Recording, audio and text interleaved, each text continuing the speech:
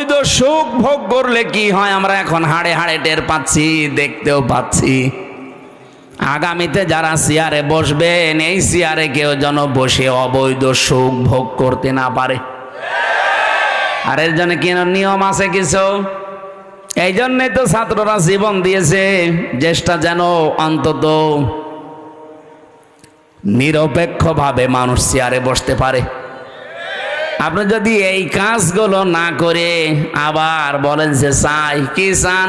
নির্বাচন চাই, দিয়ে দিলাম, কি হবে? দিনের ভোট রাতে হবে। আমি যা বলছি যদি একটা কথা মিথ্যা প্রমাণ করতে পারেন আমি এখনই বন্ধ করে দেব।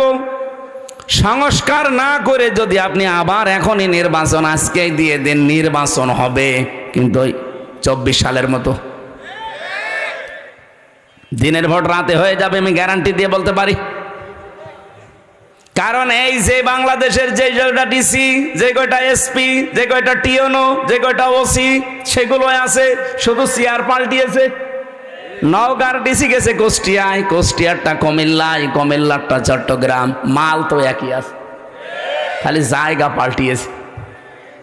ওই মালদের হাতে যদি এখন আপনার দিয়ে দেন, ওরা কি ওই এতদিন 15 বছর যা করেছে ও আল্লাহর ওলিরা তাই করবে? কে কথা বললেন না কেন?